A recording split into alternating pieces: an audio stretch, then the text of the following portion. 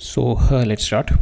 आज हम देखने वाले अपना एनसीईआरटी का इलेक्ट्रिक चार्ज एंड फील्ड्स में लेक्चर नंबर 2। ठीक है।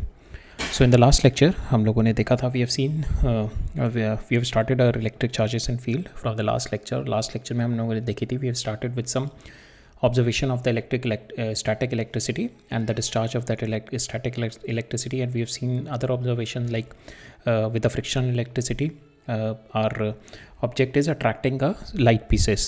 ठीक है, तो हमने देखा था comb को जब हम we just brush through our hair with the comb and then we try to bring it near to some light particles, so it is going to attract that. सो उसके पीछे हम लोगों ने ऑब्जर्वेशंस के साथ we have defined as physical quantity charge के, because of that charge we could able to justify those observations. ठीक है, आज का जो हमारा लेक्चर है we are going to quantify कि जो हमारे जो फोर्सेस लग रही हैं, जो अट्रैक्शन और रिपल्शन हमने देखा था बिटवीन द चार्जेस, और how the comb is picking up the light paper pieces. तो we are going to observe कि वो इनविजिबल फोर्स है, what is the numerical value of that, how we can get a relationship between the charges and between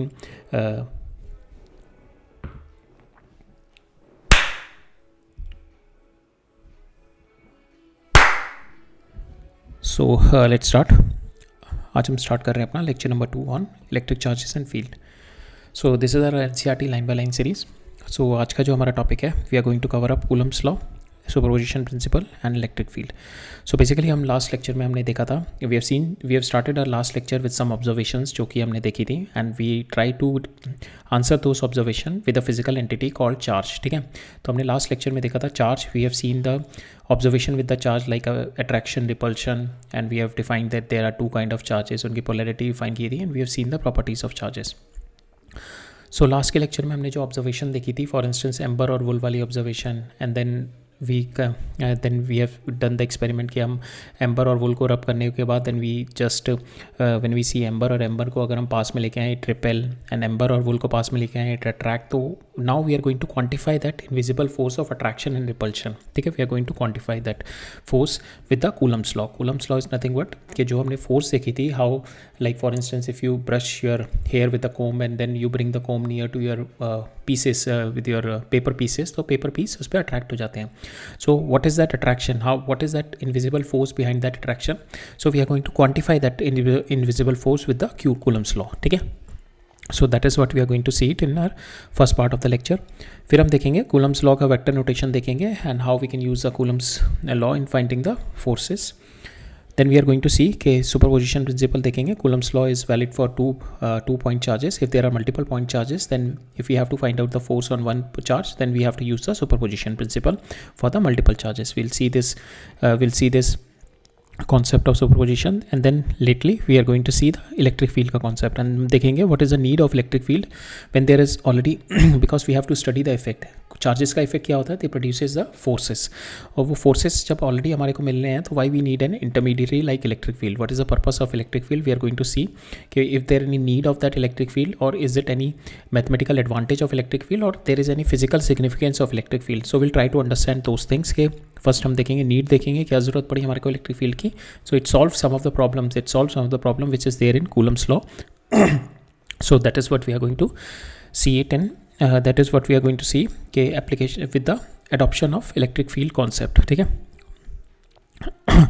and then we are going to see the electric field with a system of charges that is nothing but the superposition। ठीक है, so we'll start our chapter। So we'll start with the Coulomb's law।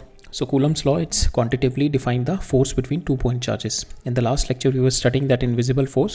This time we are going to quantify that force। What is the force between the 2 point charges? यहाँ पे हम point charges लेके चल रहे हैं। Coulomb's law is valid for the point charges। That means कि मेरा जितना पूरा का पूरा charge है that is concentrated at a point। And in what scenario we are considering the point charges?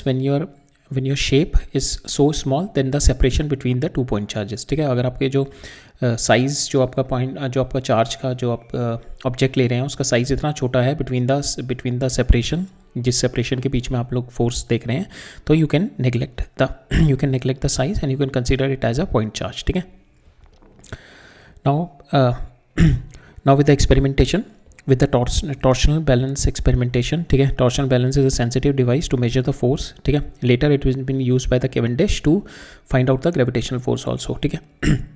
With this, he concluded, after many experiments, he concluded that the force between 2 point charges is directly proportional to the charges.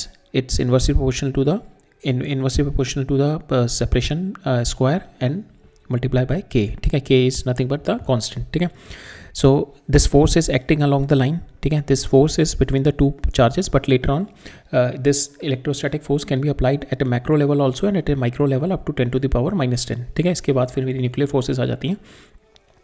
And this k depend upon the medium in which your charges are placed, ठीक है. If the charges are placed in vacuum, so we have defined a value of k in the vacuum. If the charges are placed in some medium, then the k is been defined separately for that medium, ठीक है.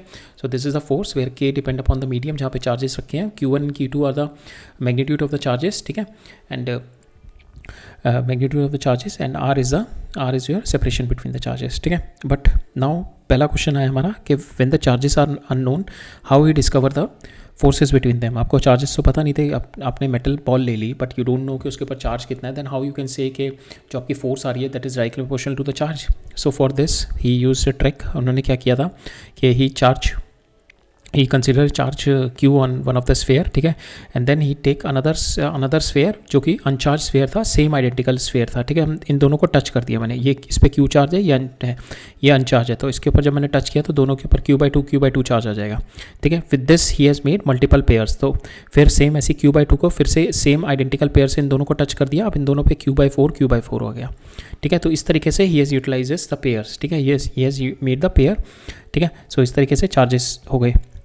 Now after repeating the process he has got multiple pair of charges q/2, q/4, q/8 इस तरीके से, without knowing कि charge का absolute value क्या है. he just know कि चार्ज q है without knowing कि चार्ज की एब्सोल्यूट वैल्यू क्या है. he could able to deduce the Coulomb's force.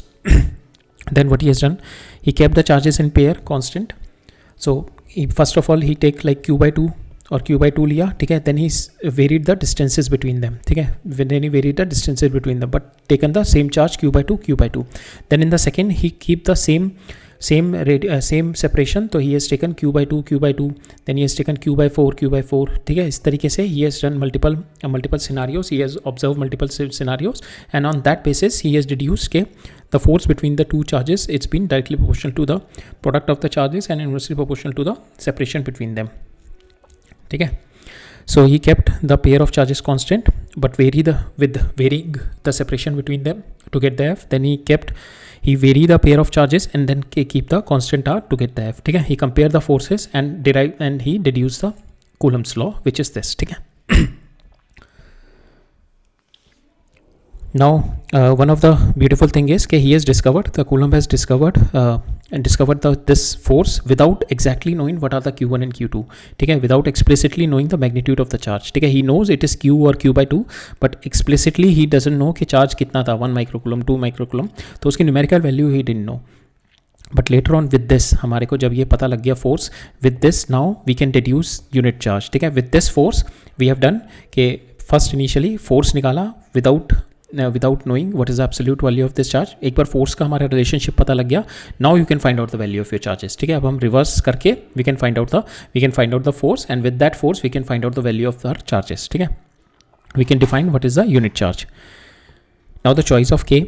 So in this there is a choice of k, ठीक है, to so that you can define the quantity q, ठीक है. तो choice we have taken the choice of k SI unit में we have taken the k as 9 into 10 to the power 9, and for the convenience purpose we have taken k is equal to 1/4 pi epsilon naught, ठीक है. for the convenience purpose we have taken 1/4 pi epsilon naught, ठीक है. और जो इसकी unit इसकी value होती है that is nothing but 10 to the power minus 10 to the power 9, ठीक है. 9 into 10 to the power 9 it is in the vacuum.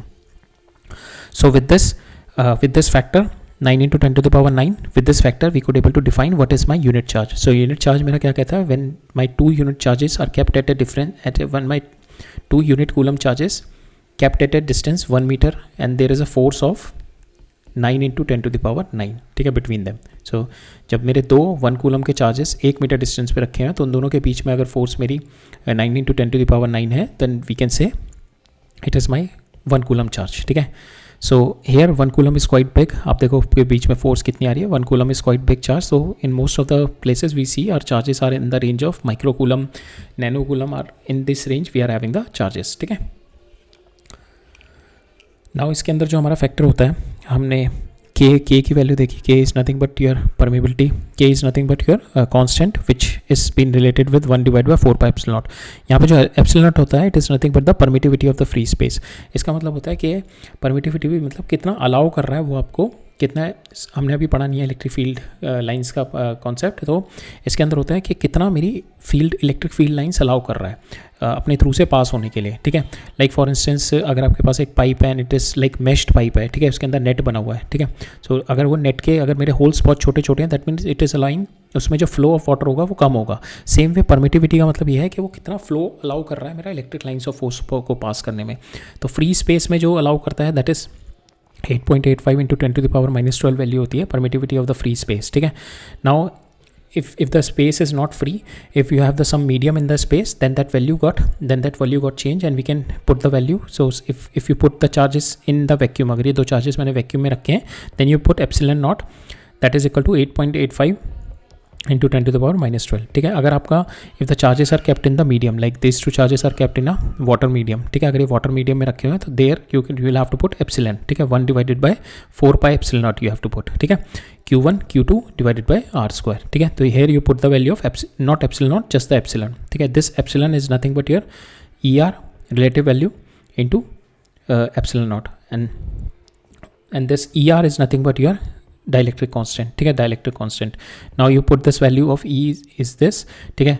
So once you put, because आप मीडियम में लेते हैं तो मीडियम में क्या होता है ना, योर अभी हमने पढ़ा नहीं है but in the next lecture we are going to study कि मीडियम के अंदर भी जो पार्टिकल्स, जो हमारे जो भी मीडियम के अंदर पार्टिकल्स होते हैं, they also have the charge constituent, जिसकी वजह से इट गेट पोलराइजेशन की वजह से क्या होता है कि मेरे जो net electric lines of fields होती हैं वो उसको रिड्यूस कर देता है. ठीक है. Net electric lines of force reduce हो जाती हैं, जिसकी वजह से मेरा फोर्स कम हो जाती है. So because we are keeping, जो हमारी मैक्सिमम फोर्स आती है that is when we are keeping it in the vacuum. Permittivity of free space जब मेरा दिस होती है, and when I will be keeping it in some medium, तो मेरी इलेक्ट्रिक फील्ड की वैल्यू कम हो जाती है. इलेक्ट्रिक फील्ड नहीं, sorry, you will take the force की वैल्यू आपकी कम हो जाती है. वो कितनी कम हो जाती है, and your force will B F not, जो आपका परमिटिविटी डिवाइडेड बाय के. ठीक है. This K factor is nothing but your dielectric constant और your relative permittivity, this is your ER. So इतने टाइम्स आपकी फोर्स कम हो जाएगी when you put it in the medium. अब ये के की वैल्यू एयर के लिए होती है 1, वाटर के लिए होती है 80, तो आपकी फोर्स 80 टाइम्स कम हो जाएगी when you place the 2 charges in the water. आप वाटर में जब प्लेस करेंगे rather than in the air और इन द वैक्यूम. अगर आपका एयर में प्लेस करोगे तो your value of the force will B 80 times more. ठीक है. बिकॉज वाटर में क्या होगा, मीडियम से वाटर में जो मॉलिक्यूल्स हैं they also have the charge constituent, जिसकी वजह से they also get align in a manner के वो अपोज करेंगे आपके जो इलेक्ट्रिक फील्ड को है. ठीक है. तो दैट इज़ वाई उसकी जो फोर्स होती है दैट फोर्स गॉट रिड्यूस. ठीक है. So this plays a important role when we are going to study the insulators, when we are going to study the dielectrics, when we are going to study the capacitor. So this permittivity plays an important role there. ठीक है. सो by the time अभी के लिए हम लोग यही देख रहे हैं, permittivity of the free space we are taking, and if you kept it in the medium then we have to take the permittivity of that medium, and we can write the permittivity of medium as relative permittivity into E naught. ठीक है. Permittivity of the vacuum, और इसको we can write it as K is my dielectric constant. ठीक है. Right. Next, so this is our Coulomb's law. ये हमारा Coulomb's law था. ठीक है. So Coulomb's law is valid for the point charges पहले तो. ठीक है. It is valid for the point charges, that is an important thing. And second thing is now we are going to study the Coulomb's law in vector notation. ठीक है.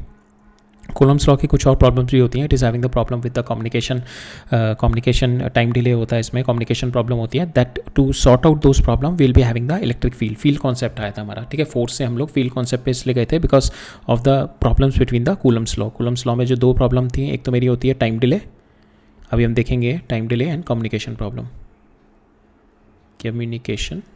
Problem, और उसको solve किया था हमारा फील्ड व्यू जो कि हम देखेंगे अभी. ठीक है. फील्ड व्यू के कॉन्सेप्ट ने हमारे को उसको सॉल्व किया था इस प्रॉब्लम को. ठीक है. अब इतना समझ में आ गया ना. और इसके अंदर जो इंपॉर्टेंट है हमारा this concept is quite important, permittivity, because इसी से हमारा इलेक्ट्रिक फील्ड का कॉन्सेप्ट और बेटर होता है, और इलेक्ट्रिक फील्ड लाइंस का भी कॉन्सेप्ट हमारा और बेटर होता है after we understood this concept of our permittivity. ठीक है, तो परमिटिविटी हमने देख लिया यहाँ पे. This is nothing but this के वैल्यू. ठीक है, so permittivity is nothing but k is equal to 1 divided by 4 pi epsilon naught, and this epsilon naught is nothing but your is your permittivity in the free space, right? अब Coulomb's law देखते हैं, vector notation, because forces are vector, so we'll put the Coulomb's law in the vector notation. Suppose you have two charges q1 and q2, इनका position vector from this O is r1 and r2. Now you have to find out the force onto it. इस पे force निकालने के लिए इसकी वजह से if both the charges are positive, इस पे force will be in this direction. इस पे फोर्स हम लोग लिख सकते हैं 1 divide by 4 pi epsilon not q1 q2, और इन दोनों के बीच का मैग्नीट्यूड ऑफ दिस r21 का मैग्नीट्यूड, और इसकी डायरेक्शन विल बी r21. ठीक है, इसकी यूनिट वेक्टर, इसकी डायरेक्शन हो गई r21, एंड r21 को you can write it down in vector divided by magnitude. ठीक है, इसका वेक्टर लिख दिया डिवाइड बाय मैग्नीट्यूड, मैग्नीट्यूड से मैग्नीट्यूड मल्टीप्लाई हो गया, will get r21 raised to power 3 magnitude into r21 vector. ठीक है, so this is our vector form. Now इसके अंदर जो है ना हमारा इम्प्लिसिटली डिजाइंड है, हमारा ये सिंपल फॉर्मूले से इम्प्लिसिटली डिजाइंड है. You don't have to put the values of q1 q2 separately. ठीक है, आप q1 q2 की वैल्यू अगर आपकी ग्रेटर देन 0 है, then this force comes out to be equal to positive, तो आपकी डायरेक्शन आपकी सेम आएगी, विच इज़ दिस डायरेक्शन. अगर आपकी q1 q2 की वैल्यू नेगेटिव है, तो नेगेटिव के अंदर आपके पास ये वैल्यू नेगेटिव आ जाएगी. ठीक है, तो then your force comes out to be negative, या r21 नेगेटिव आ जाएगा. ठीक है, and the force comes out to be in this direction, क्योंकि यहाँ पे माइनस आ जाएगा ना, q1 q2 नेगेटिव आ जाएगा, so this will B minus times of this. तो आपकी पॉजिटिव साइड ये है, तो minus times of this will be this side. ठीक है, सो नेक्स्ट देखते हैं हम लोग. इस पे फोर्स देते हैं. इस पे फोर्स कितनी होगी बिकॉज ऑफ दिस चार्ज. इस पे force will be in this direction, that is opposite to r21. r21 मेरा r21 is in this direction. ठीक है, इस डायरेक्शन में है. Now the force on to it in this direction, तो the force will be opposite. ठीक है, तो we can write it on 1 divide by 4 pi epsilon not q1 q2 r21 raised to power 3 mod ये वाला. ठीक है, इस तरीके से निकाला हमने इंटू r12. ठीक है, r यहाँ पे this is r21 not r12. ठीक है, दिस इज ये r12 यहाँ पे you can write it down, या तो ये लिख दो r12, और you can write it down r21 minus. ठीक है, इस तरीके से भी लिख सकते हैं. तो हमने माइनस r21 को r12 लिख दिया यहाँ पे. r12 is nothing but r1 minus r2. ठीक है, r1 minus r2, but r21 is r2 minus r1 है, और r12 is your r1 minus r2. ठीक है, and this force is nothing but equal and opposite. Newton's third law is valid in your Coulomb's law, because this force जो आपके पास इसके ऊपर जो force आ रही है, उसकी equal and opposite force is coming in this direction, so this is applicable. The Newton's third law is applicable in your Coulomb's forces. ठीक है, सो दिस फोर्स जो है हमारी यहाँ पे आ रही है, this force is in the vacuum. ठीक है, because we are taking 1 divide by 4 pi epsilon naught, but if it's there in the medium, अगर कोई मैटर आ जाता है बिटवीन देम, तो मीडियम आ जाता है, there will be a presence of charge constituent. Because अगर इसके बीच में मेरा if you are having the some matter, तो मैटर में क्या होता है, चार्ज कंस्टिट्यूएंट होते हैं, पॉजिटिव नेगेटिव इस तरीके से होते हैं चार्ज कंस्टिट्यूएंट. तो क्या होता है, जिसकी वजह से इट गेट पोलराइजेशन हो जाता है, जिसकी वजह से मेरा जो नेट फोर्स होती है ऑन दिस, बिकॉज जो इसके अंदर भी तो चार्जेस होंगे ना. फॉर इंस्टेंस मेरा ये वाला एक चार्ज हो गया, और ये 2 चार्जेस हैं. आप मेरे अंदर जो मेरा इसके अंदर जो मेरा मीडियम है, उसके अंदर सपोज चार्जेस होंगे, सपोज ये नेगेटिव चार्ज हो गया, पॉजिटिव चार्ज हो गया, तो ये भी तो इसके इफेक्ट डालेंगे इन पे. ठीक है, ये भी इफेक्ट डालेंगे, तो मेरी नेट फोर्स जो होगी इस पर, that will be lesser than अगर मेरा वैक्यूम के अलावा कोई मैटर होगा. ठीक है, and that we have seen हमारी नेट फोर्स हम किस तरीके से निकालते हैं. तो सुपरपोजिशन से निकाल लो ये सारे जितने भी आपके चार्ज कंस्टिट्यूएंट्स हैं अंदर. चार्ज कंस्टिट्यूएंट सपोज ऐसा करो, एक चार्ज लो आप यहाँ पे प्लस q2 ले लो. ठीक है, so because of this q2 यहाँ पे एक फोर्स आएगी, बिकॉज ऑफ दिस ये q3 ले लो, बिकॉज ऑफ दिस q3 एक फोर्स आएगी, बिकॉज ऑफ q2 एक फोर्स आएगी, जिसकी वजह से मेरी नेट फोर्स इस पर कम हो जाएगी. ठीक है, या फिर यू कैन से कि जो मेरा मीडियम है, इन the medium it is having the dielectric constant k, तो यहाँ पे जो मेरी फोर्स आएगी that is nothing but f, इन दोनों के बीच में जो फोर्स आएगी f डिवाइडेड बाई k, जो कि हमने यहाँ पे देखी थी. ठीक है, in this part we have seen. ठीक है, अगर मेरा यहाँ पे डाइलेक्ट्रिक कांस्टेंट मेरा इंस्टेड बीच में मेरा मीडियम की, if the medium is not vacuum, if it's the medium is something else, and we can write it down 1 divide by 4 pi epsilon q1 q2 divided by r². Epsilon को I can write it down k times epsilon not, तो I can write it down 1 divide by 4 pi epsilon not q1 q2 divided by r² into 1 by k, और ये वाली value क्या आपकी force, तो आपको लिख सकते हो f0 divided by k, so that is your force. ठीक है, so that is the decrease in your force. और हमने देखा था k की वैल्यू अगर आपका वाटर है तो इट इज़ 80, तो फोर्स रिड्यूस बाई 80 टाइम्स. ठीक है, ये हम कॉन्सेप्ट बाद में देखेंगे इन द नेक्स्ट लेक्चर, जब हम कैपेसिटर्स वगैरह वाले चैप्टर देखेंगे, तो there we are going to study this polarisation. Right. Now we will take a look into our electrostatic force and we are going to compare it with our gravitational force के साथ इसको compare करते हैं. So question दे रखा है हमारा का Coulomb force for the electrostatic force between the 2 point charges, and the Newton's law gravitational force has been given between the 2 point masses, and they both have inverse ratio dependence between the masses and the charges. Now we have to compare the strength of these forces determining the ratio of their magnitude. पहले में निकालना है electron और proton के बीच में, because दोनों के पास चार्जेस हैं, दोनों के पास मास हैं. सेकंड में मेरे को निकालना है दो प्रोटॉन के बीच में, दोनों मतलब प्लस ई यहाँ पे है और यहाँ पे माइनस ई प्लस ई है. ठीक है. Then I have to find out estimate the acceleration of electron and proton due to electrical forces. इन दोनों पे एक्सेलरेशन निकालनी है इलेक्ट्रॉन और प्रोटॉन की because of their mutual attraction between them. ठीक है. So that is what we have to do. So पहले we are going to find out electrostatic force between electron and proton. इस पे charge minus ई है, इस पे charge plus ई है, तो यहाँ पे मेरी फोर्स हो जाएगी -1 divide by 4πε0 e squared by R squared. ठीक है. तो this is a force of attraction, negative आ रही है, force of attraction. Same way मेरी एफ जी है बिटवीन इलेक्ट्रॉन एंड प्रोटॉन. इन दोनों के मासेस हैं, mass of proton, mass of electron, ये भी अट्रैक्शन है. ठीक है. ये तो हमेशा अट्रैक्शन होती है. Gravitation forces are always attractive force. यहाँ पे these force are attractive and repulsive depend upon the signs. Now you take a ratio of this. अगर आप इन दोनों का रेशियो लोगे F E by F G करोगे, नाउ इफ़ यू सी कि इन दोनों का रेशियो जो आएगा that comes out to be equal to 2.4 into 10⁻39. So your electrostatic force is so strong then your so much stronger than your gravitational force. ठीक है. So can you can see the magnitude of the order of magnitude देख सकते हो आप. 10⁻39 is the order of magnitude between your Fg and Fe. ठीक है. Now will consider the same case. यहाँ पे प्रोटॉन के बीच में देखते हैं. प्रोटॉन के बीच में आपका मास, यहाँ पे प्रोटॉन का मास आ जाएगा. ठीक है. दोनों का मास यहाँ पे प्रोटॉन का आ जाएगा. प्रोटॉन का मास हमारे को देखा 1.67 इंटू 10⁻⁻47. तो जब इंस्टेड ऑफ दिस जब मैं Fg निकालूंगा विद द प्रोटॉन के मास के साथ, ठीक है, ये तो मेरी सेम रहेगी, Fe तो मेरी सेम रहेगी, बट साइन मेरा पॉजिटिव आ जाएगा बिकॉज दो प्रोटॉन में मेरा रिपल्सिव फोर्सेस होंगी. So when I solve this, तो मेरे पास यहाँ पे I got the value 1.3 into 10⁻36. तो it is also quite a higher order of magnitude. तो मेरी electrostatic force with this we can say it is quite a higher number of, it is very very very big then your gravitational forces. ठीक है. Right. So it is because of this only कि अगर आपकी electrostatic force कम होती है और gravitational force के मतलब इतनी ज़्यादा डिफरेंस नहीं होता, तो आप you could not able to hold anything in your hand, because earth का ग्रेविटेशनल फोर्स इतनी ज़्यादा होती है कि आप कुछ भी होल्ड नहीं कर पाते. Even you will fall on to your own weight itself, क्योंकि आपको आपके जो बॉडी में कंस्टिट्यूएंट, जो आपकी बॉडी में जो ऑर्गन्स बने हुए हैं, आपकी बॉडी में ऑर्गेनल, आपकी बॉडी सिस्टम पूरा बना हुआ है, दैट इज़ बिकॉज कि आपके जो electrostatic forces is more than your gravitational force. अगर आपकी ग्रेविटेशनल फोर्स ज़्यादा हो जाती है, almost equal to your electrostatic forces हो जाती है ना, तो अर्थ की जो ग्रेविटी है वो इतनी ज़्यादा होती है कि आपको it will just crush you. Same way अगर आप if you put a book in your hand, तो आप जब बुक अपने हाथ में उठाते हैं तो बुक के ऊपर दो फोर्सेस लग रही हैं. एक तो आपके हाथ के बीच में और बुक के बीच में जो भी मेरा because of the charge constituent electrostatic force लग रही है, that force is so much greater than the gravitational force which is there between the earth and the book. ठीक है. तभी आप you can hold the book and you can hold the book despite having such a big mass of earth. ठीक है. But उसकी gravitational field कम होती है because my जो ग्रेविटेशनल कांस्टेंट होता है इसकी वैल्यू बहुत कम होती है. और यहाँ पे मेरा एप्सिलॉन, ये वाला कांस्टेंट है, that is having a very high value, 9 into 10⁻9 होती है इसमें. ठीक है.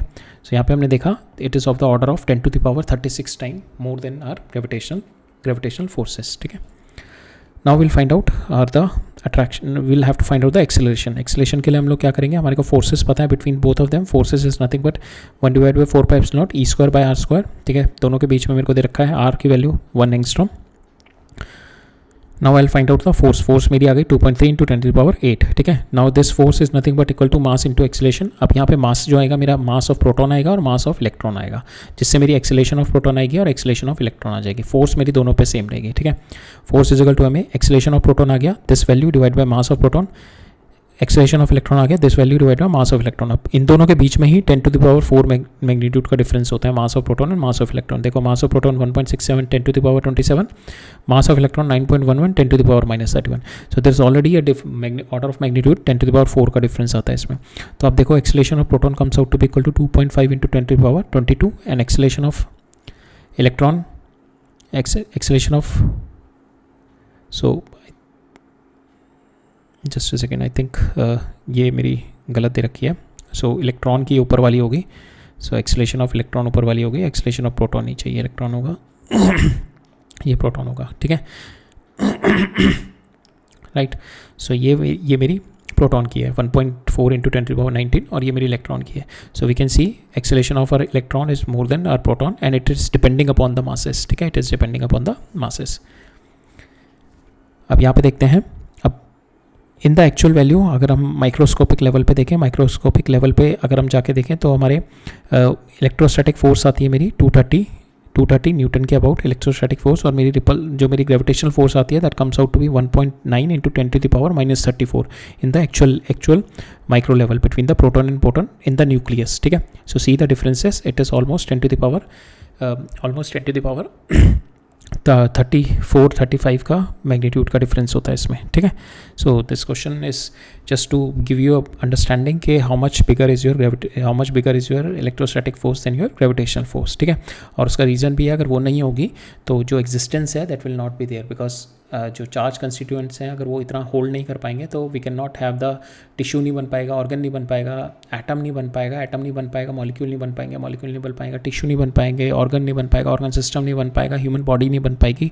So we can not have all those thing. ठीक है, so right, will move on to a next part.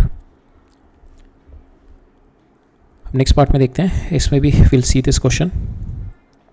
सो इस क्वेश्चन में क्या दे रखा है मेरा, charge metallic sphere A is suspended by the nylon thread, another charge sphere B held by the insulating handle brought close to A such that the distance between them is 10 centimetre. ठीक है, एक ये है मेरा ए, ये है मेरा B. ठीक है, A B charge A metallic sphere. ठीक है, another charge metallic sphere B. ठीक है, दोनों चार्ज मेटेलिक स्फेयर है, plus plus brought close and such that the distance between them is 10 centimetre. ठीक है, now the resulting repulsion is noted. इन दोनों के बीच में रिजल्टिंग फोर्सेज देखिए हमने, रिपल्सिव फोर्सेज. ठीक है, that is nothing but Q1 Q2 divided bye R square, K Q1 Q2 divide by R square, that is the repulsive forces between both of them. Now अब क्या कह रहे हैं मेरा, they have shown how they have seen the repulsive by shining the light beam and measuring the deflection of the shadow. ठीक है, sphere of A and B are touched by uncharged sphere. ठीक है, जो मेरा A है, A के ऊपर suppose charge Q1 था, B के ऊपर मेरा चार्ज Q2 था. Now I have touched it with my C and D. This is my C and D which is my अनचार्ज. जब मैंने इसको इसके साथ टच किया तो इसके ऊपर चार्ज मेरा Q1/2 रह गया होगा, इसके ऊपर मेरा चार्ज Q2/2 रह गया होगा, because they are identical spheres. तो चार्ज डिस्ट्रीब्यूशन दोनों में बराबर हो गया होगा. ठीक है, इस पर भी मेरा Q2/2 आ जाएगा, इस पर भी मेरा Q1/2 आ जाएगा. ठीक है, तो Q1/2 Q2/2 हो जाएगा. नाउ मेरे को कह रहा है कि sphere A and B are touched by the uncharged sphere C and D. Charge distribution हो गया. नाउ C and D को मैंने हटा दिया and B and A are again brought closer. ठीक है, पहले मैंने A and B जब लेके आया था तब इन दोनों के बीच में 10 सेंटीमीटर था और इसके बीच में चार्ज Q1 ले लो और Q2 ले लो. ठीक है, फिर मैंने इसको क्या किया, A को टच किया C के साथ और इसको मैंने B को टच किया D के साथ. अब इसके ऊपर चार्ज कितना हो जाएगा मेरा Q1/2, इसके ऊपर चार्ज हो जाएगा Q2/2. ठीक है, नाउ अब बता रहा है कि we have to find out the repulsion between A and B. अब इन दोनों के ऊपर रिपल्शन बताना है मेरे को on the basis of the Coulomb's law. अब इन दोनों के बीच में बताना है, बट दे आर नाउ इन दोनों के बीच में जो डिस्टेंस है that is 5 centimetre which was earlier 10 centimetre. ठीक है, सो पहले निकालते हैं. पहले initial charges we are considering A और बी पे Q1 Q dash.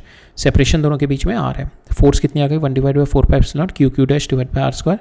Consider we are considering them as the point charges. A को B C से टच किया, B को टच किया B से, and they are uncharged and similar by symmetry. इनके ऊपर चार्जेस आ जाएगा Q के ऊपर Q/2, QB के ऊपर Q'/2. नाउ इन दोनों के ऊपर ये चार्जेस आ गए. नाउ इन दोनों को मैंने डिस्टेंस इसका हो गया R/2. पहले था मेरा डिस्टेंस R, ये हो गया R/2. ना ये ऊपर द वैल्यू R/2. नाउ ये जो होगा 4 होगा और इसका R/2 का भी 4 होगा, ये कैंसिल हो जाएगा. मेरे पास जो फोर्स आएगी that is equal to my initial force जो वैल्यू है. ठीक है, so both the forces, if you compare both the forces, they both the forces are same. Right, now next concept देखते हैं अपना, forces between the multiple charges. हमने Coulomb's law देखा था. Coulomb's law can be applied between the two charges. ठीक है, मेरे पास एक ये चार्ज है और ये चार्ज है, तो I can apply the Coulomb's law between these two charges. इन दोनों के बीच में फोर्स निकाल सकते हो कूलम से. Now if I am having multiple charges, ये मेरे 3 चार्जेस है and I have to find out the force on my Q1 charge. तो किस तरीके से निकालूंगा, I apply the Coulomb's law on to this and apply the Coulomb's law on to this. I will find out the value of F and I will take a vector sum. I will do the vector addition of all the forces on to it. ठीक है, सो जो मेरा जो मेरा जो specific property होती है कि जो इन दोनों के बीच में जो मेरी फोर्सेस हैं that is not affected by मेरा जो थर्ड चार्ज यहाँ पे रखा हुआ है। मेरे जितने मर्जी चार्ज रख लो, जो इन दोनों के बीच में जो मेरी फोर्सेस रहेंगी वो सेम रहेगी इन दोनों के बीच में, ठीक है। That value will be same which is nothing but के Q1 Q2 divided bye R12 का होल स्क्वायर और इसकी डायरेक्शन आएगी R12, ठीक है। सो ये जो मेरी होगी value this will be same despite I will be having many charges, so that is a property. Same way अगर ये वाला चार्ज है और इसके ऊपर इसके ऊपर फोर्स निकालनी है because of this Q3, so the force of Q3 on Q1 will be in this direction, repulsive force, and it is unaffected by any number of particle। अब अगर मेरे को फाइनल इस पे फोर्स निकालनी है, then I have to do the vector addition of all the forces by all the charges, ठीक है। हम दो पार्टिकल में we'll apply the Coulomb's law, we'll find out the force and then finally we'll do the vector addition of all the forces on this Q1 charge where we have to find it out, ठीक है। So because individual forces are unaffected by the presence of another charges, so we can find out the force by all the charges on this charge, ठीक है। तो we have got the value and we'll do the vector sum, ठीक है। After doing the vector sum we can see this is our final result। So Coulomb's law 2 charges सारा apply कर दो and add them with the principle of superposition, so you can get the forces between the multiple charges, ठीक है। So that is there the principle of superposition। We'll apply the same principle of superposition in the questions। सो पहला question देखते हैं, इसमें क्या कह रहा है मेरा, consider 3 charges Q1 Q2 Q3 are placed equal, तीनों चार्जेस इक्वल हैं और इक्विलेटरल ट्रायंगल पे साइड एल पे रखे हुए हैं। We have to find out the force on charge Q which is placed at the centroid पे मैंने चार्ज Q रखा है, we have to find out. तो by the symmetry you can see कि the force will be 0 but will find out, इसको numerically find out करते हैं। By the symmetry you can see the force comes out to be 0, ठीक है। सो अब इसकी वजह से फोर्स देखते हैं। सो ए की वजह से force will be coming in this direction, ठीक है। और वो फोर्स कितनी होगी, ये separation will be this separation, ठीक है। तो ये सेपरेशन आप निकाल सकते हो। So suppose this one is your, so अगर आपके पास ये टोटल L है, ये आपका कितना हो जाएगा L/2, ठीक है। ये कितना हो जाएगा, this is my 30 degree because my equilateral triangle है, ठीक है। तो ये वैल्यू कितनी हो जाएगी, that is nothing but L/2 divided by sine, नहीं, so this is your cos आएगा, तो L/2 divided bye cos 30 degree, ठीक है। तो ये √3/2 हो जाएगा। So we will get the answer L/√3, ठीक है। ये वाली वैल्यू आपके पास आ जाएगी L/√3, ठीक है। ये डिस्टेंस, तो आपको force on Q because of this small Q अगर आपको निकालनी है, that will be the direction आपके पास ये आ जाएगी और magnitude will be Q small Q ये वाला capital Q divided by L/√3 का होल स्क्वायर, ठीक है। तो 3 मेरा ऊपर आ जाएगा, नीचे L² आ जाएगा। इन द डायरेक्शन मेरी आ जाएगी इन दिस डायरेक्शन, ये वो डायरेक्शन में। सेम वे F2 में अगर मेरे को निकालनी है, it will come out in this direction. Same way F3 निकालनी है मेरे को, it will come out in this direction. Now मैं इसका और इसका मैं I take the vector addition, इन दोनों का वेक्टर एडिशन करूंगा मैं। तो इसका vector addition you can do it with analytical method, law of parallelogram लगा दो इन दोनों के वेक्टर एडिशन, और you can do it with the component. इसका कंपोनेंट लेते हैं, इसका कंपोनेंट लेंगे इस डायरेक्शन में आएगा, इस डायरेक्शन में आएगा। इसका कंपोनेंट लेंगे F3 का, तो इस डायरेक्शन में आएगा, इस डायरेक्शन में। ये दोनों कंपोनेंट मेरे कैंसिल हो जाएंगे। जो मेरे ये वाले कंपोनेंट होंगे they both will be added up, ये दोनों कंपोनेंट मेरे एड अप हो जाएंगे, ठीक है। Now this both component will be added up, ये वाले जो कंपोनेंट ऐड अप हो जाएंगे। Now this both the component जो ऐड अप होंगे that comes out to be equal to your F1 जो आपका इसकी वजह से आया था। एंड ओवरऑल आप देखोगे your total force comes out to be equal to 0, ठीक है, राइट। या तो आप इसका F2 और F3 अगर आपको निकालना है तो F2 एंड F3 का you can find out with the help of ये एंगल लेके कर लो, ठीक है। ये 30 डिग्री है तो this angle will be 30 degree, ठीक है। तो ये F2F sin 30 आ जाएगा, ठीक है। तो यहाँ पे 2F क्या है आपका ये, ठीक है। इसका 2 टाइम्स कर दो, sin 30 1/2 हो जाएगा। तो फाइनल वैल्यू आपके पास यही वाले आ जाएगी K3KQ/L², और ये मेरी टोटल आ जाएगी F2 + F3। और मेरी इधर इस डायरेक्शन में भी यही है K3KQ कैपिटल Q/L²। तो ये दोनों मेरे कैंसिल हो जाएंगे, फाइनल मेरा आंसर आ जाएगा 0। And bye the symmetry also you can सी के आपका आंसर 0 आएगा, ठीक है। अब नेक्स्ट है मेरा, यहाँ पे मेरे को 3 चार्जेस दे रखे हैं ऑन द इक्विलेटरल ट्राइंगल के वर्टिसेस पे। This is my -Q +Q +Q, ठीक है। तो इधर -Q है, इधर +Q है, इधर +Q चार्ज है आपके पास, ठीक है। आपके पास 3 चार्जेस दे रखे हैं यहाँ पे। You have been asked to find out the force on each charge, हर चार्ज के ऊपर फोर्स निकालना है आपको, कितना फोर्स लग रहा है, ठीक है। तो हम लोग क्या करते हैं, पहले पेयर बनाते हैं एक एक करके। पहले इन दोनों को देखेंगे, फिर इन दोनों के बीच में देखेंगे, ठीक है। तो इन दोनों के बीच में देखते हैं, तो इसकी वजह से इस पर फोर्स क्या लग रही होगी, अट्रैक्टिव फोर्स होगी, डायरेक्शन ये होगी, और मैग्नीट्यूड क्या होगा, के क्यू स्क्वायर, बिकॉज ये माइनस क्यू है प्लस क्यू, हम डायरेक्शन ये वाली आ जाएगी K Q square divided by इन दोनों के बीच का डिस्टेंस आ जाएगा एल, ठीक है। तो we can write it down, force ये वाली आ जाएगी आपकी, दैट इज एफ, ये वाली आ जाएगी K Q, so we can will take it the force, will take this force F, ठीक है, बिकॉज ये वाली फोर्स भी सेम आएगी, और इसकी इस पे जो फोर्स आएगी because of this will be same force, because मेरे magnitude of charges are same and my distances between these charges are same, तो फोर्स मेरी ये वाली फोर्स भी सेम आएगी, ये वाली फोर्स भी सेम आएगी, ठीक है। आप फैक्टर एडिशन कर दो इन दोनों का, ठीक है, फैक्टर एडिशन करके you will get the value of F1 comes out to be equal to your simple F के बराबर आ जाएगी, ठीक है। सो F1 अगर आप इस तरीके से देखें तो F2 जो मेरे यहाँ पे हमने F2 निकाली है, तो सेम वे अगर इस वाले चार्ज पे देखें, इसकी वजह से नेगेटिव चार्ज है तो ये अट्रैक्ट करेगा, एक फोर्स इधर आएगी इस पर, ठीक है, ये वाली वजह के इसकी वजह से ये वाली फोर्स आएगी इधर, रिपल्सिव फोर्स, इन दोनों का रिजल्टेंट इधर आएगा। रिजल्टेंट हम निकालते हैं एनालिटिकल मेथड से, you can write it down, F2 will be equal to F square, ठीक है, दिस एफ स्क्वायर, और ये F you can find out the value of F easily, इन F हो जाएगा K Q square divided by L square, ठीक है, ये F हो जाएगा आपका, तो F square plus F square minus ये, बिकॉज इन दोनों के बीच में एंगल कितना है 120 डिग्री, ठीक है, तो you can write it down minus 2F1 F2, 120 को you can write it down pi minus 60, ठीक है, कॉस पाई माइनस 60 को मैंने लिख दिया, कॉस 120 को लिख दिया पाई माइनस 60, इसकी वैल्यू आ जाएगी माइनस कॉस 60, ठीक है, माइनस कॉस 60 मैंने डाल दिया, तो यहाँ पे आ गया माइनस 2F1 F2 कॉस 60, ये मेरा दोनों F है, ठीक है, तो इसको सॉल्व किया, मेरा 2F square minus cos 60 is 1/2, ये कैंसिल हो जाएगा, 1/2 से 1/2, ये मेरा F स्क्वायर आ जाएगा, F स्क्वायर से F स्क्वायर कैंसिल, फाइनल मेरा इसका magnitude comes out to be F, same way इसका मैग्नीट्यूड मेरा F आ जाएगा।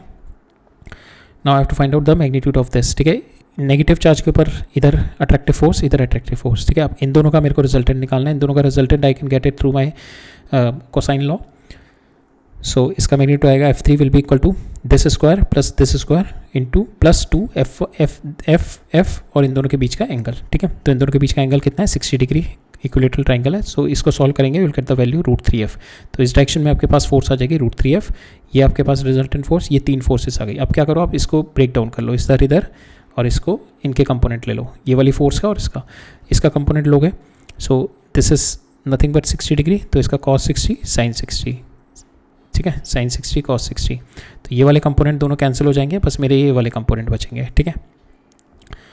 So you put the components here, F1 के कंपोनेंट ले लिए, F1 के कंपोनेंट इधर आ गए, ये cos 60, ठीक है, और ये आ गया आपका sin 60 वाला, ठीक है, सेम वे इसका ले लिया पॉजिटिव cos 60, इसका आ गया ऊपर sin 60 माइनस √F ये वाला, ठीक है, नेगेटिव डायरेक्शन में, J डायरेक्शन में माइनस √F, ये कैंसिल हो जाएगा, F sin 60 प्लस F यहाँ पे आ जाएगा 2F sin 60 को आप लिख सकते हैं √3/2 लिखा है, 2 से 2 कैंसिल हो गया, तो √3F आ गया आपका, that is in J direction, और ये मेरा √3F मेरा माइनस J डायरेक्शन में आ रहा है, ठीक है, this √3F is in my minus J direction, तो माइनस J और plus this will get cancel, तो मेरा आंसर आ जाएगा इसका भी, force comes out to be 0, ठीक है,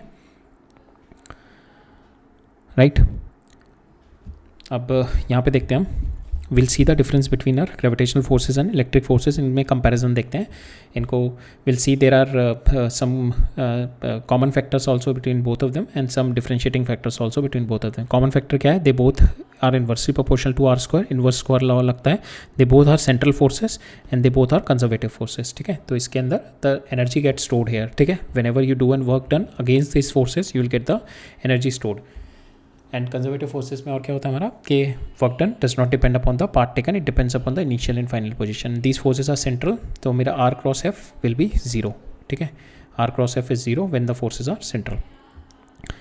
अब इन दोनों के बीच में डिफरेंशिएटिंग फैक्टर क्या है, Fg जो मेरा अट्रैक्टिव होता है, Fe मेरा रिपल्सिव भी होता है, अट्रैक्टिव भी होता है, डिपेंडिंग अपॉन द साइंस, ठीक है।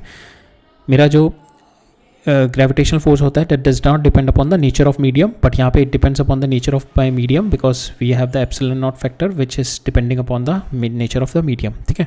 And third is we have seen our electrostatic force is 10⁻36 times in order of the magnitude than your gravitational force, ठीक है। so these are the differentiating factor between the our two forces, ठीक है।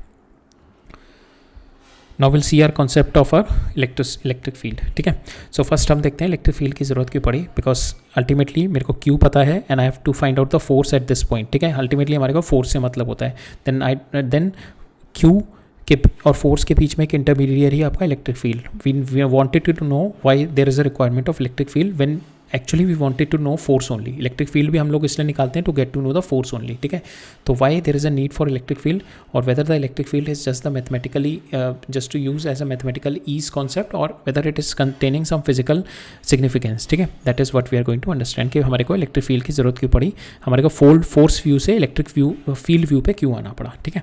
So electric field basically हमारा होता है, पहले field देखते हैं। फील्ड को हम कहते हैं any quantity which is been defined at each and every point. हर एक पॉइंट पे स्पेस में there is a value of that quantity, ठीक है, and that value can have the direction also and magnitude also। हमारा जो electric field होता है that is a vector field, तो मेरा डायरेक्शन भी होगा और मैग्नीट्यूड भी होगा। सो फील्ड हम लोग कहते हैं कि quantity defined at every point in the space and that may vary from point to point, ठीक है। सो मेरे जो इलेक्ट्रिक फील्ड हो गया these are my vector fields और आपका पोटेंशियल जो होता है जो हम पढ़ेंगे these are scalar fields. That means space में हर पॉइंट का एक ना एक पोटेंशियल होगा, स्पेस में हर पॉइंट का एक ना एक फील्ड होगा, ठीक है। Now this electric field concept has been proposed by Faraday, ठीक है। नाउ क्यों इंपॉर्टेंट पड़ा मेरा फील्ड का concept? So basically it solve our problem of action at a distance, ठीक है, एंड आवर कम्युनिकेशन प्रॉब्लम। तो कम्युनिकेशन प्रॉब्लम का मतलब ये है कि आपकी जो हमारी जो कूलम फोर्स है that only applies when suppose, पहले तो हम देखते हैं फोर्स अप्लाई कब करती है। सपोज आपके पास ये पार्टिकल रखा हुआ है, ठीक है, ये पार्टिकल रखा है, this is having the charge Q. एक और पार्टिकल यहाँ से आया, दिस पार्टिकल हमने यहाँ पे रख दिया, अब Q1, ठीक है। अब now because of Q1 the force on Q2, because of Q1 the force on Q2 will be, आप कह सकते हैं the force on Q1 will be K Q1 Q divided by R²। But ये force कब लगेगी? तो अभी मेरा Q1 यहाँ पे आके मैंने रखा, तो ये Q1 रखा, इसकी इन्फॉर्मेशन यहाँ तक पहुँचने में कितना टाइम लगेगा? ये टोटल सेपरेशन R है इन दोनों के बीच में, R डिवाइडेड बाय C जो मेरे स्पीड ऑफ लाइट है, because any information can be gone with the speed of light, maximum speed of light से पास ऑन हो सकती है। तो मेरा चार्ज मैंने यहाँ पे आके रखा, ठीक है, तो फोर्स मेरी इस पर इंस्टेंटली नहीं लगेगी, इस पर फोर्स लगेगा जो टाइम डिले होगा, that is nothing but R/C का टाइम डिले होगा। इतनी देर बाद जब ये मेरी इन्फॉर्मेशन इसके पास तक पहुँच गई है मेरी कि ये चार्ज मेरा यहाँ पे आ गया, तब वो फोर्स लगेगी ये वाली, उससे पहले मेरी कोई फोर्स नहीं लग रही होगी यहाँ पे। So this problem of action at a distance और this problem of communication problem और the delay, time delay problem was there in my force, ठीक है। फोर्स के अंदर ये वाली प्रॉब्लम थी मेरी। इलेक्ट्रिक फील्ड के अंदर हम देखेंगे this problem will not be there in the electric field view, ठीक है। फोर्स के अंदर पहली प्रॉब्लम पता लगी ना, कम्युनिकेशन प्रॉब्लम। आपने चार्ज यहाँ पे लाके रखा, तो इस चार्ज की इन्फॉर्मेशन जो आपका ये चार्ज यहाँ पे आके रखा और इसके ऊपर फोर्स कितनी लगेगी, ये मेरे सेकेंड चार्ज के ऊपर, वो कि ये चार्ज आके रखा, इसकी इन्फॉर्मेशन पहुँचेगी इस तक, R ये डिस्टेंस डिवाइडेड बाय टाइम, ठीक है, इतने टाइम पीरियड में पहुंचेगी R/C। ऑल्दो ये अगर ये R छोटा है तो बहुत कम टाइम पीरियड लगेगा, पर सपोज मैं करूँ ये Q1 और ये Q, ठीक है, ये मेरा दोनों के बीच में डिस्टेंस है 1 लाइट ईयर, ठीक है। अब ये मेरा चार्ज यहाँ पे आकर रखा, तो इसकी इन्फॉर्मेशन 1 लाइट ईयर के बाद, मतलब 1 साल के बाद इसके पास पहुँचेगी। तो कूलम फोर्स मेरी इसके ऊपर जो लगेगी, मेरी कूलम फोर्स F सपोज ये 2 ले लो, F2/1, ये 1 साल के बाद फोर्स आएगी मेरी, ठीक है, 1 साल के बाद। बट मेरा चार्ज तो आके रख दिया, तो force should be instant, so that time delay is the problem in my force view, ठीक है। So one problem is this. Second is action at a distance. Suppose आपका ये चार्ज रखा हुआ है यहाँ पे, इन दोनों के बीच में फोर्स लग रही है, ठीक है, ये ईयर 1 2, ठीक है, ये आपके ऊपर फोर्स लगा रहा है, फोर्स ऑन 2/1, ठीक है। नाउ यू चेंज, आपने क्या किया इन दोनों के बीच में, suppose you take a distance of 1 light year का डिस्टेंस ले रखा मैंने इन दोनों के बीच में। अब मैंने इसको डिस्टर्ब किया, I brought it near to here, ठीक है, इसको मैं पास ले आया, that is at a distance R। तो नाउ ये जो मैं पास लेके आया, अगेन दिस इन्फॉर्मेशन इसके पास तक पहुँचने के लिए कितना, 1 साल लग जाएगा पूरा, 1 लाइट ईयर का डिफरेंस है, तो 1 साल पहुंच जाएगा। 1 साल के बाद इसके ऊपर ये जो चेंज आया हुआ है, मेरे पास फोर्स आएगी, ठीक है। 1 साल के बाद मेरे पास फोर्स का जो इसके बाद जो 1 साल तक मेरे पास ये वाली फोर्स लगती रहेगी, that is nothing but 1/4πε0 Q1 Q2 divided by 1 light year, ठीक है। अब मैंने ये जो डिस्टेंस इसको इधर मूव किया, 1 लाइट ईयर माइनस R, ठीक है। अब मेरे पास जो फोर्स होनी चाहिए F21 should be 1 divide by 4πε0 Q1 Q2 divided by 1 minus R, 1 light year minus R, ठीक है। ये मेरी फोर्स होनी चाहिए, बट ये वाली फोर्स मेरी 1 साल बाद आएगी जब मेरी इन्फॉर्मेशन इस तक पहुंचेगी, ठीक है। सो दैट इज है, आपने चेंज किया है यहाँ पे कुछ भी, बट वो इन्फॉर्मेशन पहुंचने में टाइम लगेगा। Again that action at a distance will not be instant, तो that is again a problem of your communication. तो उसको काउंटर करने के लिए हमारा इलेक्ट्रिक फील्ड आया। इलेक्ट्रिक फील्ड क्या कहता है मेरा, it is called a region of influence about the charge. अगर मेरा चार्ज आ गया, चार्ज आ गया तो इसने अपने अराउंड में region of influence instantly create कर दिया, ठीक है, और that will be spread it with the speed of light, ठीक है, ये अपने इन्फ्लुएंस इसने स्पीड ऑफ लाइट से क्रिएट कर दिया। अब ये मेरा 1 लाइट ईयर दूर पे भी मेरा इन्फ्लुएंस है इसका, तो इस वाले पॉइंट पे भी मेरा इसका इन्फ्लुएंस है चार्ज का। तो अगर मैंने यहाँ से कोई मेरा चार्ज उठा के मैंने इधर पुश करके इधर कर दिया तो ऑलरेडी मेरे को पता है कि इसका इन्फ्लुएंस मेरा इस पॉइंट पे है, इस वाले चार्ज का मेरा इन्फ्लुएंस इस पॉइंट पे है ही। तो जैसे ही मैंने मूव किया मेरा इंस्टेंटली मेरा फोर्स चेंज हो जाएगी, my force will get change instantly. तो मेरी टाइम डिले वाली और कम्युनिकेशन वाली प्रॉब्लम है that will get solve because of this, ठीक है। So that is my advantage of having the field view, ठीक है। सो it solve the communication problem. Second is it solve my action at a distance problem. तो action at से distance problem किस तरीके से solve करता है, सपोज कि आपका चार्ज क्यू है एंड यू Q1 Q2, ठीक है, आपने ये चार्ज उठा के थोड़ा सा पास कर दिया, ठीक है, you make the charge near to this, ठीक है, Q1 उठा के थोड़ा सा पास कर दिया, now the force will get change. तो ये जो चेंज आएगा ना, दैट चेंज अगर मेरा if this change will be there, अगर ये आपने उठा के इसनो ये आपने आर इधर की साइड में मूव कर दिया ना, ये जो चेंज है अगर ये मेरे कम्युनिकेशन प्रॉब्लम की वजह से टाइम लगेगा, आप मैंने फील्ड व्यू ले लिया, फील्ड व्यू ले लिया तो मतलब ये जो मैंने चेंज किया ये क्या करेगा, डिस्टर्बेंस क्रिएट करेगा मेरा फील्ड में which is travelling at a speed of light से ट्रैवल करके ये इसको एकदम पहुंच जाएगा डिस्टर्बेंस, और then with this disturbance it can gauge के that disturbance can be gauged with a speed of light, ठीक है, दैट कि अपने चार्ज क्रिएट्स अ फील्ड, ठीक है, now this field will be transmitted, this field will be transmitted through the media, ठीक है, this field will be transmitted through the media. आपने कुछ भी चेंजेस करोगे आप इस वाले में, so that changes will be transmitted through the medium and it will go up to this point at a speed of light, at as propagated at a speed of light, ठीक है। So you will get to know कि all of a sudden क्या हो गया, ठीक है, all of a sudden how your then that changes can be all of a sudden be accommodated with the speed of light, ठीक है। So that is the advantage of having the action at a distance. So that is how the action at a distance is, sorry, here we are trying to understand how the action at a distance is happening. So you change it, ठीक है, अगर आपने यहाँ से इसको इधर move कर दिया, how your force got increase because आपका आर कम हो गया ना, यहाँ पे इनिशियली आपके पास ये आर था, this is your R, now your R is, आपने ये उठा के इधर रख दिया, now your R is this R, आपका आर कम हो गया, ठीक है, ये this is your R1, this is your R2, आपका आर की वैल्यू कम हो गई। नाउ इसके ऊपर फोर्स क्या हो गई, इसके ऊपर force is going to get increase. अब ये फोर्स कैसे इंक्रीज हो गया, आपने कुछ पुश, कोई कांटेक्ट नहीं हुआ, किस तरीके से हुआ, तो वो कांटेक्ट किस तरीके से हुआ, ये जो डिस्टर्बेंस हुआ, this disturbance is been created in the space, ठीक है, और वो स्पेस जो डिस्टर्बेंस है that is been gone up to this point, ठीक है। So through the space, through the field, this communication is been transferred here, so it will get to know के my this charge has been moved, so accordingly we have got the force with the disturbance, with the information which has been passed through the disturbance of our moving charges, ठीक है। So that's how the action at a displacement takes place. तो process क्या होता है, charge क्या करता है, create field create करता है, and that in this field because of this field the force will be created whenever any charge will come into this field, ठीक है। तो जैसे कि suppose this charge is there, it is creating a field around it, ठीक है, अपने around field create कर दिया, any charge is going to come here, so instantly it will get a force, ठीक है, instantly it will get a force, ये the problem of communication will also be solved here, ठीक है। Now third is it will work as an energy storage, ठीक है। तो जैसे कि हमने इलेक्ट्रिक फील्ड होता है, इलेक्ट्रिक फील्ड का जो purpose that is one another important purpose, जैसे कि कैपेसिटर में भी हम लोग देखेंगे, तो that purpose is the charge storage purpose. तो चार्ज स्टोरेज किस तरीके से करता है, सपोज आपका ये चार्ज क्यू, यहाँ पे पॉजिटिव चार्ज क्यू आ गया, तो ये पॉजिटिव चार्ज क्यू आने की वजह से तो आपका स्पेस जो भी आपके अराउंड में स्पेस है ना वो डिस्टर्ब हो जाता है, that space will get disturb. तो वो स्पेस के अंदर जो ये because it is spreading out, ठीक है, तो जो मेरा space around this Q charge है ना दैट गॉट स्ट्रेस में आ जाता है स्पेस चार्ज, जैसे जितना पास वाला होगा क्यू के जितने पास वाले पॉइंट्स होंगे वो ज़्यादा स्ट्रेस्ड होंगे, ये वाले पॉइंट कम स्ट्रेस्ड होंगे, ये वाले पॉइंट कम स्ट्रेस्ड होंगे। तो जैसे जैसे मेरा दूर जाते जाएंगे पॉइंट कम स्ट्रेस होते रहेंगे, जितना मेरा स्ट्रेस होगा मेरा स्पेस में उतना ही मेरा उसका पोटेंशियल, उसका मेरा उसमें ही एनर्जी उतनी ज़्यादा स्टोर होगी। लाइक फॉर इंस्टेंस अगर आप देखो स्प्रिंग वाले में, स्प्रिंग को अगर आप कंप्रेस करते हो तो क्या होती है, आपकी एनर्जी इंक्रीज करती है, स्प्रिंग की एनर्जी इंक्रीज करती है ना। सो that is the same way कि यू आर स्ट्रेसिंग, आप स्प्रिंग को पुश कर रहे हो, स्ट्रेस डाल रहे हो स्प्रिंग में, तो it's energy got increase. Same way जैसे मैंने चार्ज रख दिया स्पेस में तो इसके अराउंड वाला एरिया जो भी मेरा स्पेस है वो स्ट्रेस होना शुरू हो जाता है, दैट स्ट्रेस के अंदर ही वो एनर्जी स्टोर होती है उसमें, ठीक है। So that that field concept has been helpful in your energy storage also. Plus with this concept only you could able to unify your electromagnetism and the electromagnetic waves. ठीक है, so that's why the electric field view is important to understand the electric field view, to get to know our action at a distance and to solve our communication problem. ठीक है, instant communication can be happen through our electric field, right? Now अब field हमने देख लिया क्या ज़रूरत पड़ी, अब हम देखते हैं होता क्या है फील्ड. तो electric field about the charge, जैसे कि हमने देखा, it creates a region of influence around the charge. कोई चार्ज रखा तो उसके अराउंड का area will get influence because of this charge. So अगर उस इन्फ्लुएंस में अगर मैं कोई और चार्ज लेके आऊँगा, so that charge is going to feel the force. ठीक है, now will find out the value of R E.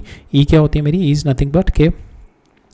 So this the value of your electric field at a distance r, you can find it out with this E is equal to 1 by 4 pi epsilon naught q divided by r square. ठीक है, and the direction will be away from it. ठीक है, direction will be r this. ठीक है, so now अगर इस वाले point पे मेरे को फोर्स निकालनी होगी, if I bring up unit positive charge here. ठीक है, सो इलेक्ट्रिक फील्ड की बेसिकली डेफिनेशन इस तरीके से दी जाती है. If you bring a unit positive charge, ठीक है, यूनिट पॉजिटिव चार्ज के ऊपर जो भी फोर्स लग रही होगी मेरी, that force will be equal to your electric field. जो भी आपका यहाँ पे जो यूनिट पॉजिटिव चार्ज, जो आपका चार्ज है दैट इज़ 1. ठीक है, तो यूनिट पॉजिटिव चार्ज पे जो भी फोर्स लग रही होगी that will be equal to your electric field. But so you can, because here force is nothing but so electric field is force divided by force जो इस पॉइंट पे force लग रही होगी on the unit positive charge. ठीक है, हमने यहाँ पे देखा, हमने इलेक्ट्रिक फील्ड हमारा आएगा 1 divide by 4 pi epsilon not q divide by r square and the direction will be in this direction away from the this. ठीक है, this is your r vector और इसकी डायरेक्शन होगी अलॉन्ग दिस r वेक्टर. ठीक है, force क्या होगी आपकी किसी भी पॉइंट पे इलेक्ट्रिक फील्ड अगर ये है तो force will B q times, अगर कोई चार्ज आप q का लेके आए हो तो because of this capital charge इस पॉइंट पे electric field will be this, और इसकी वजह से यहाँ पे चार्ज कितना होगा, इसकी वजह से यहाँ पे फोर्स कितना होगा for this q charge will be q times of ER. ठीक है, उस पर इलेक्ट्रिक फील्ड कितना है मल्टीप्लाई टाइम्स q.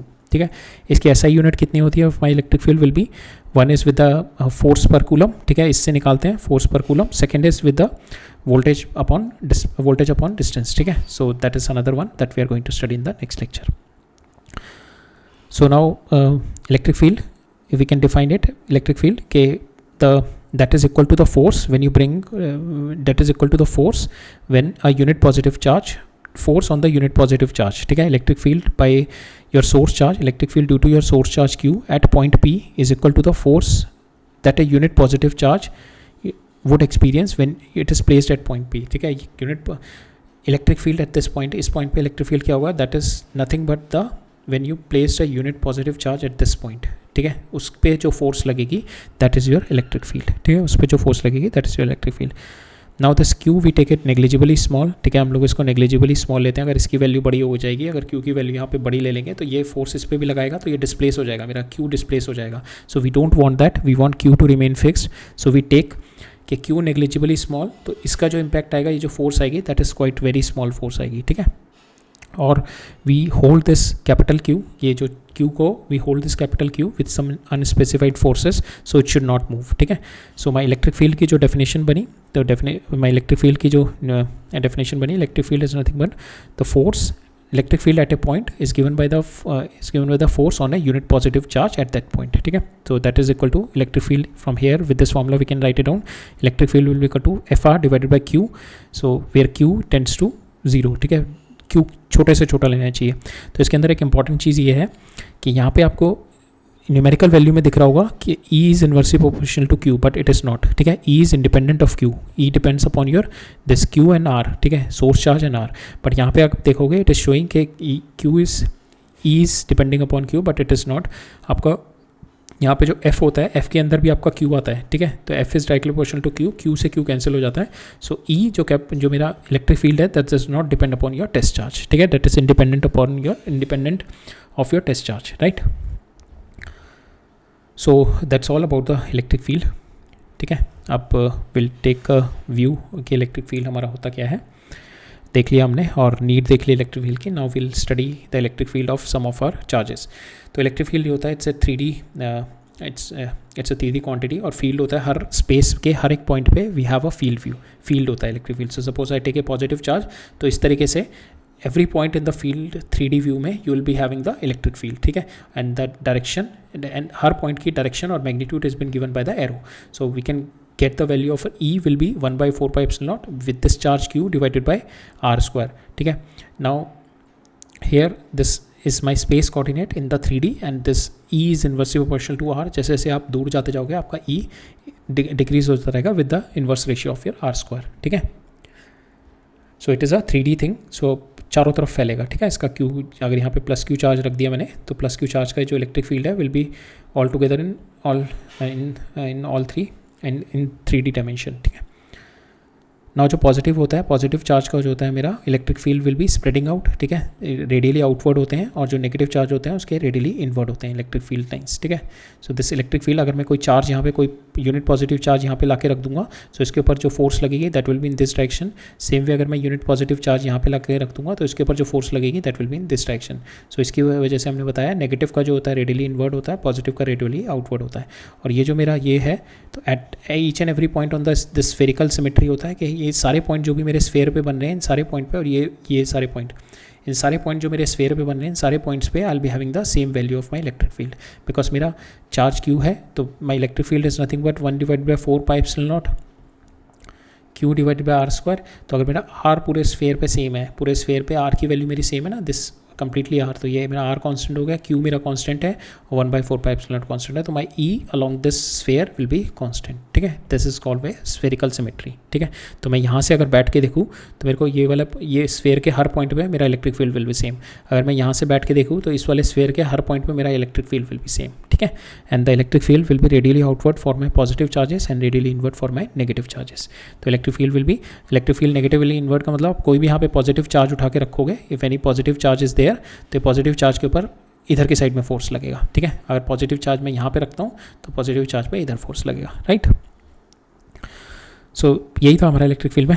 अब हम we are going to see कि electric field due to a system of charges. जैसे हमने वी हैव सीन फोर्सेस वाले केस में देखा था, फोर्सेस वाले केस का एक्जैक्टली सेम है. We'll apply the same superposition principle here. Electric field अगर मेरे को किसी पॉइंट पे निकालना है because of my multiple charges तो we'll find out the electric field because of this at this point, we'll find out the electric field because of this at this point, we'll find out the electric field because of this at this point.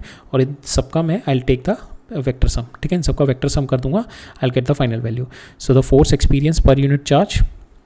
सो अगर इस point पे निकालना है so that means कि इन सब की वजह से सो फोर्स एक्सपीरियंस जो इस पॉइंट पे जो फोर्स आएगी that is been experience by per unit charge without disturbing the position of my Q1. इनकी पोजीशन को डिस्टर्ब किए बिना.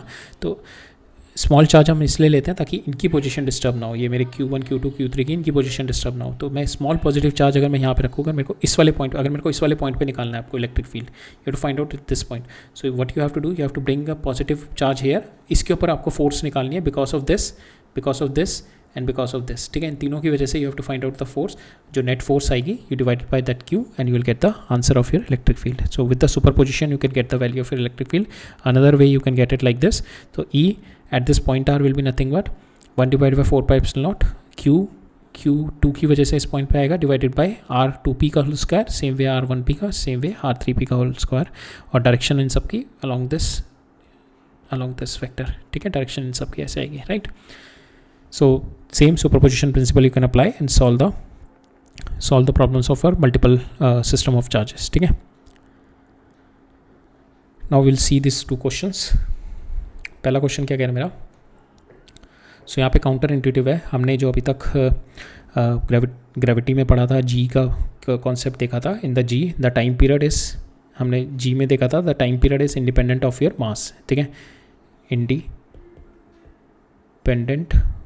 Of mass. ठीक है. टाइम पीरियड जो होता था हमारा फ्री फॉल का that is independent of our mass, क्योंकि वहाँ पे होता था मेरा √2h/g.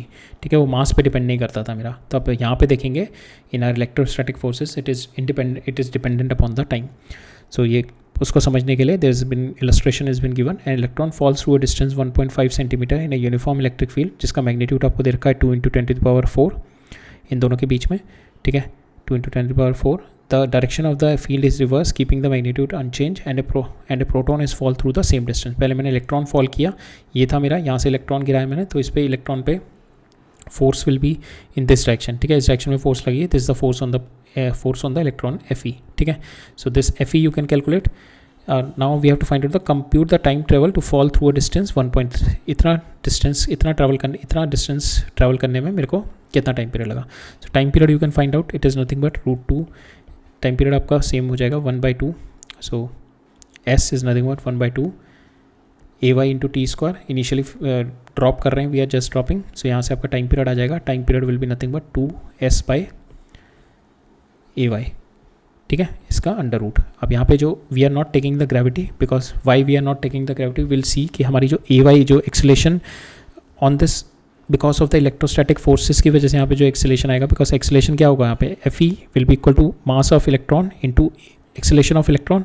ठीक है, सेकंड केस में आएगा FE, जो हम सेकंड वाला केस प्रोटॉन वाला देखेंगे तो उसमें क्या आएगा, mass of proton divide by acceleration of proton in Y direction, acceleration of electron in Y direction. तो यहाँ पे एक्सेलेरेशन ऑफ इलेक्ट्रॉन आएगी, that is very very high than my 9.8 value जो हमारी ग्रेविटी की होती है. That's why we can ignore the gravity in this case. ठीक है, तो अभी हम देखते हैं उसकी वैल्यू कि कितनी आएगी हमारी. तो आपकी acceleration and Y, acceleration of electron आ गई आपकी E into this E, that is आपको E दे रखा है, into this is your force divided by your mass of electric field, mass of electron, that is 9.1 into 10⁻⁻31. ठीक है, आप you just put the value here. Same way mass of proton, same way acceleration of proton निकालो, E divide by MP. Once you put the value of mass of proton here. ठीक है, obviously mass of, हम लोग acceleration of proton देख रहे हैं, acceleration of electron will be much more greater than acceleration of proton, because mass आपका यहाँ पे कम है. ठीक है, फोर्स ये वाला फैक्टर तो दोनों में कॉमन है, आपका mass is smaller in electron, so आपकी वाली value will be smaller, acceleration will be more. तो आप प्रोटॉन का देखो, प्रोटॉन की एक्सेलेरेशन आपके पास आ रही है 1.9 into 10⁻12 after putting this values. ठीक है, तो that is much much much greater than 9.8 gravity, so we can ignore the gravity. तो अब टाइम पीरियड ऑफ इलेक्ट्रॉन देखो, यहाँ पे time period is 2 into H आपको दे रखा 1.5 इंटू 10⁻⁻2 इंटू ये यहाँ पे आप AE में E कैपिटल E, अब ME ऊपर आ जाएगा और नीचे E divide by capital E आ जाएगा. सो आपने वैल्यू डाल दो E into electric field, small E into electric field, और आपका ये मास ऊपर चला जाएगा. इससे आपने देखा टाइम पीरियड आपके पास आया, टाइम पीरियड इलेक्ट्रॉन का आया 2.9 इंटू 10⁻⁻9, और टाइम पीरियड ऑफ प्रोटॉन आया टू रीच दिस डिस्टेंस, ये आपका 1.5 सेंटीमीटर पहुंचने के लिए time period of proton comes out to be 1.3 into 10⁻⁻7. तो यहाँ पे हमने देखा कि दोनों का टाइम पीरियड इज डिफरेंट. तो मेरा time period of proton is more then time period of my electron, तो इलेक्ट्रॉन मेरा फास्ट पहुंच जाएगा. अगेन इन फ्री फॉल जो हमने देखा था, time period is independent of M, but here the time period is depending upon your mass. तो जब आपका mass of proton is more, so आपका time period of proton is more. ठीक है, यहाँ पे आप देखो 2.9 इंटू 10⁻9 है, तो your time of electron is less because mass of your electron is less, so heavier particle taking more time to reach. ठीक है, so that is in the electrostatic forces. Gravitational forces में हमने देखा था कि it is not depending upon the masses. Right, अभी last question देख लेते हैं. यहाँ पे मेरे को क्या दे रखा है, 2 point charges Q1 and Q2. ठीक है, यह मेरे को यहाँ पे दे रखा है प्लस एंड माइनस Q2, और इनके मैग्नीट्यूड दे रखा है 10⁻⁻8, 10⁻⁻8. ठीक है, ये मेरे को चार्जेस दे रखे हैं.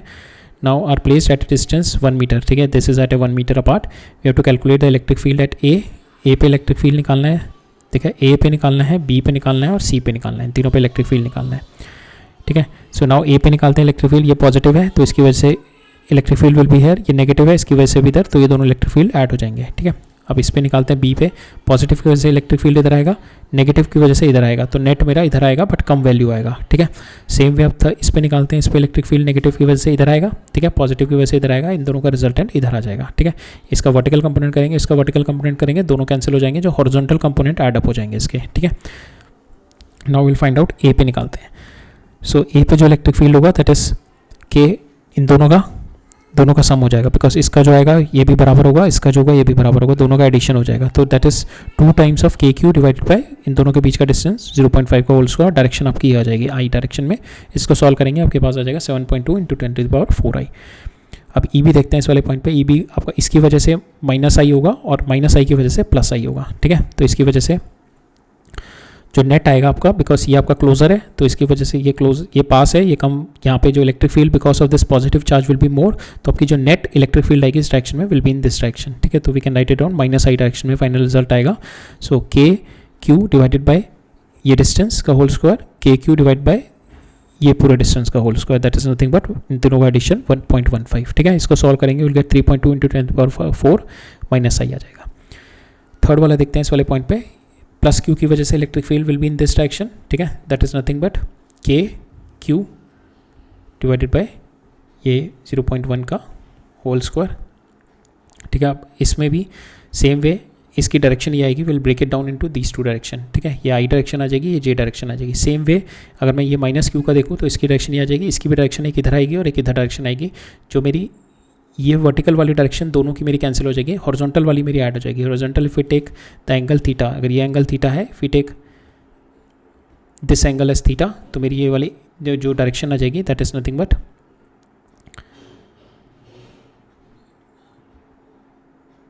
सो if you take this as a theta, सो ये भी थीटा हो गया। तो ये हो जाएगा आपका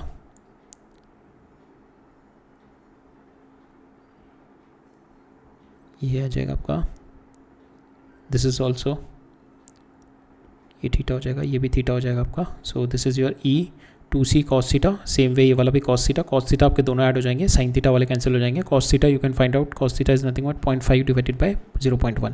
ठीक है, इसको सॉल्व करोगे आपके पास theta comes out to be equal to π/6। ठीक है, theta comes out to be equal to π/6। Now you put the values here 2kq। ठीक है, 2k 2 इसलिए आ जाएगा बिकॉज आपके दोनों कंपोनेंट हॉरिजॉन्टल वाले ऐड अप हो जाएंगे ना cos थीटा वाले, तो 2 इसलिए आ गया। k q इस दोनों का चार्ज सेम है मेरा, बस मैग्नीट्यूड डिफरेंट है। के क्यू डिवाइडेड बाय इन दोनों का distance is 0.1, so cos theta. ठीक है, इस डायरेक्शन में आ जाएगा। So we put the values here, cos theta की वैल्यू π/6 डाल दो। π/6 is nothing but cos theta will be π/3 होगा यहाँ पे, कॉस थीटा विल बी π/3 होगा। ठीक है, 1/2 आएगा ना, 1/2 आएगा। कॉस थीटा की value 1/2 comes out to be in π/3 में आती है। ठीक है, तो ये 1/2 होगा। Here you put the value 1/2, once you put the value 1/2 आपके पास EC comes out to be equal to 9 × 10⁻³ times I in this direction. ठीक है, so that's all for today. Right, अब नेक्स्ट लेक्चर में मिलते हैं। नेक्स्ट लेक्चर में हमारा we are going to cover up electric field पे थोड़ा बहुत और देखेंगे। देन इलेक्ट्रिक फील्ड लाइंस हमारा नेक्स्ट इंपॉर्टेंट टॉपिक है। We are going to cover up in electric field lines and dipole देखते हैं नेक्स्ट लेक्चर में। ठीक है, so that's all for today. हमने सबसे पहले ऑब्जर्वेशन देखी, ऑब्जर्वेशन से हमने डिड्यूस किया कि चार्जेस होते हैं, चार्जेस की हमने प्रॉपर्टीज़ देखी, चार्जेस के बारे में जाना। फिर चार्जेस के अंदर हमें पता लगा दो सेम चार्जेस होते हैं, अट्रैक्ट करते सेम चार्जेस होते हैं रिपल करते हैं, और अनलाइक चार्जेस अट्रैक्ट करते हैं। अब वो अट्रैक्शन और रिपल्शन का जो मेरे को क्वांटिफिकेशन हमने आज कैलकुलेट किया थ्रू द कूलम्स लॉ। ठीक है, फिर हमने देखा कूलम्स लॉ के कुछ एक फ्लॉस, पहले हमने फिर कूलम्स लॉ हमने, क्योंकि कूलम्स लॉ हम दो पार्टिकल के बीच में अप्लाई कर सकते थे। For the multiple charges we need superposition principle we have seen to solve out the to sort out the issue with the Coulomb's law। और Coulomb's law में जो नेक्स्ट प्रॉब्लम थी मेरी communication problem, that we have solve it through the electric field. ठीक है, फिर हमने electric field के बारे में भी और जाना कि electric field is not just a mathematical tool, it is also it contains also a physical significance in terms of energy and in terms of transmission of our information. ठीक है, so that's all for today, will meet up in the next lecture. So all right, thank you.